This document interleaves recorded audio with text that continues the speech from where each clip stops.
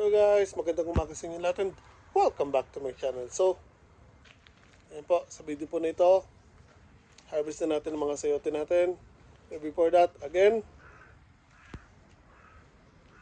namatay po yung sayote natin ng August.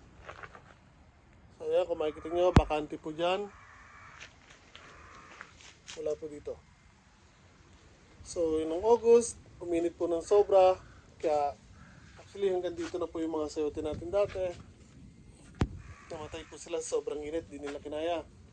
So luckily, meron ulit na mga panibagong sibulan, nakahabol. Ayan po. Although, kalahati lang or wala pa ang kalahati yung na-occupy nila, pero pasalamat pa rin tayo kasi again, ayan po,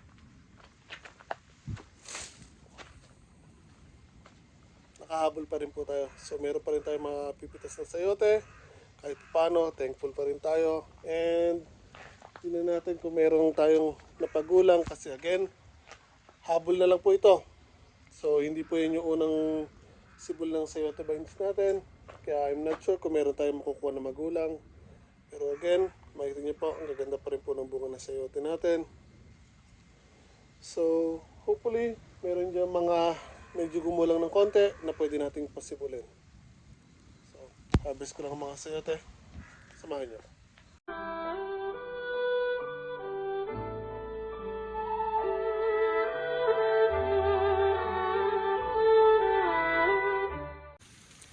Okay guys, so again, yun po yung sayote natin.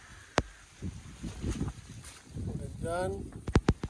And meron pa rin tayo nandito. Mga ilang piraso pa rin po dyan na bunga. Tago, umangat or umakyat dun sa may bubungan ng bodega ng kapitbahay natin. So kung makikita sa camera, pero meron po mga bunga dyan. Ang laki oh. Marami pa dyan sa kabila.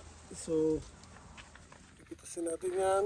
And ewan ko lang kung meron dito nakaliban. Ang lalaki oh.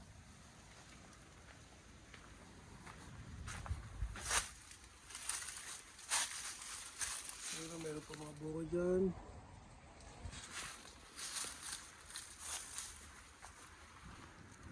And ito may gumapang pa dun sa baba. So mamaya sisilipin natin. Meron dyan malaki. Yung nakikita ko maliliit. So titignan natin kung meron malaking bunga na nandiyan sa baba mamaya. Lagyan na yan po.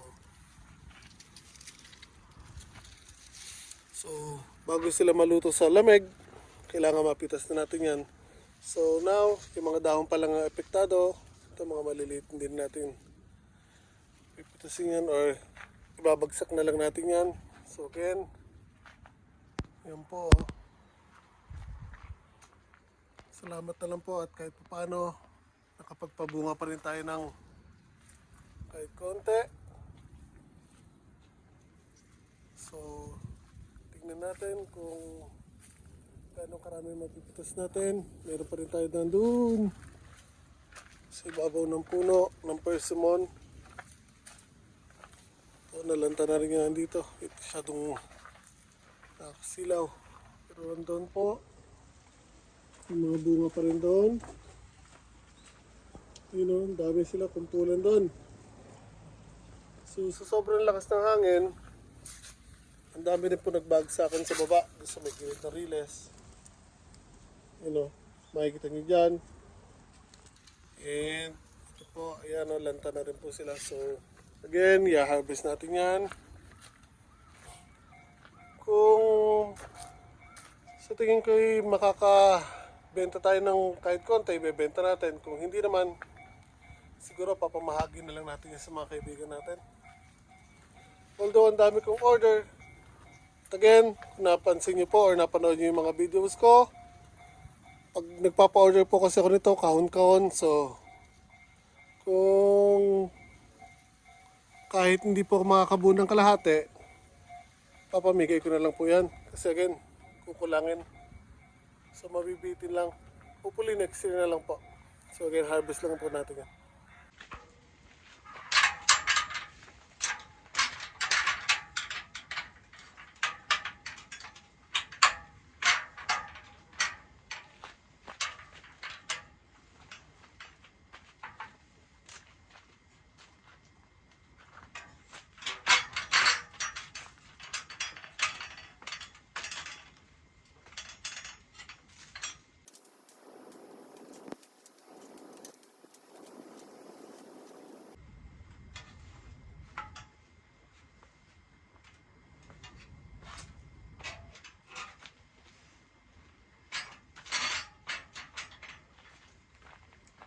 So kahit po maliliit, pipitasin na rin po natin.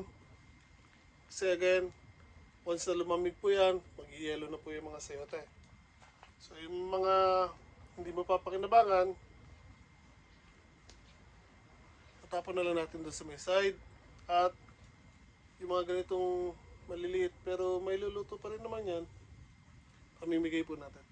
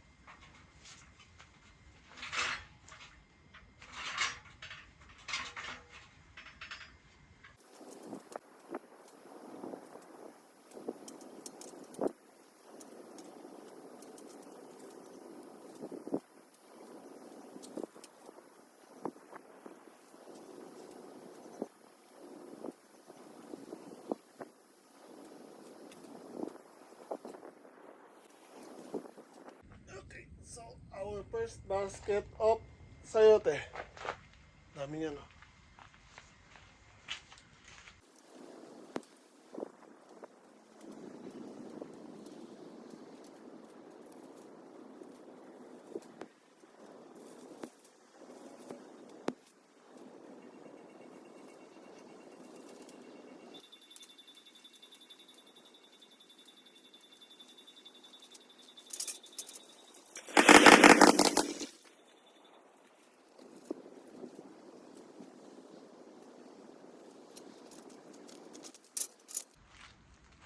Okay, so ito yung pangalawang basket natin. Salasan ko lang po ito.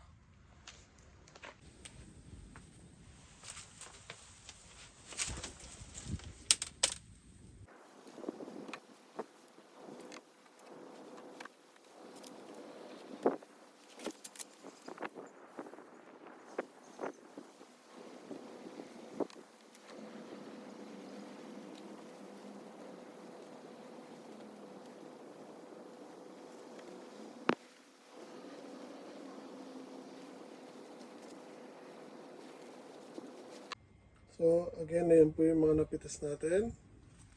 So dalawang basket pa lang po yan. Ito po yung mga maliliit pero again, edible pa rin po yan. Ayusan po mga laki nila. Kung makikita nyo, ayusan naman po yung laki nila. So, pero pag mga ganitong kalalaki, pamimigay ko na lang po yan. So most likely dadalhin ko sa mga Vietnamese kasi ginagawa nila, iniihaw nila yan eh. Ginagawa nilang barbecue.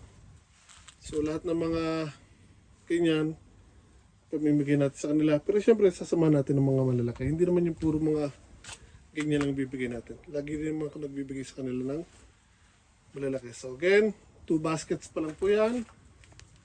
Meron pa rin po tayo na pipitasin. Hindi pa po tayo tapos. So, kunin ko pa po ito. Yung mga natitira. So, dito siguro meron pa ako isang basket na mahigit. Tapos meron pa tayo dun sa puno ng persimmon.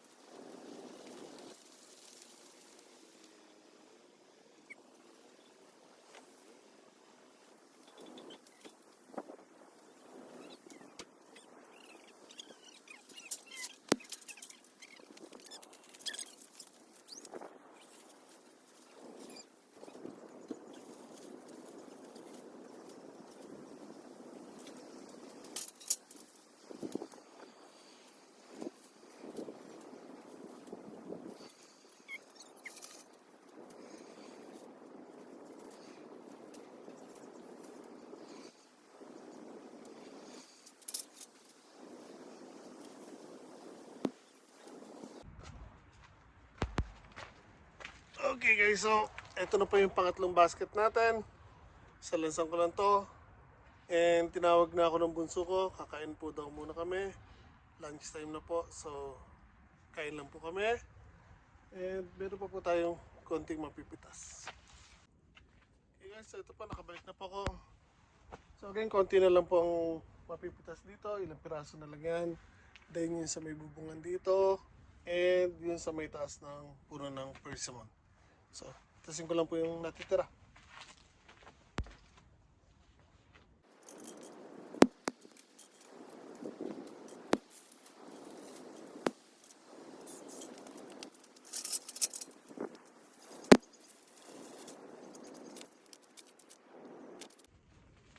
So, ito po yung napitas natin dito. Naodo naman ako sa may bubungan.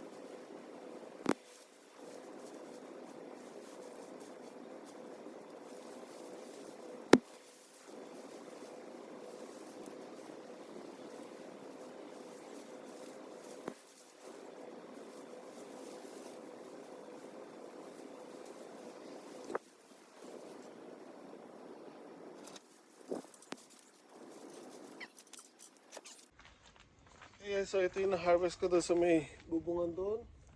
And marami pa rin akong iniwan doon sa taas. Tatry ko kung hindi sila maapektuhan masyado ng lamig kasi madahon yung puno na yon.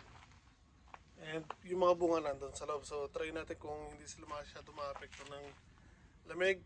And if ever kung makakasurvive sila ng at least hanggang January bago mag-snow din sa lugar ko, baka gumulang pa sila. So since pinitisan natin halos lahat dito, iniwan natin doon para unti-unti nating pipitasin yung pangluto po ba or pang personal na gamit. So doon naman ako sa puno ng persimmon. Okay guys, so ayan po yung mga napitas natin. Ito po yung mga papamigay natin. So kung makikita nyo po, hindi naman po sila totally maliliit. Ayusan po yung mga size nila, pero pamimigay na lang po natin yan.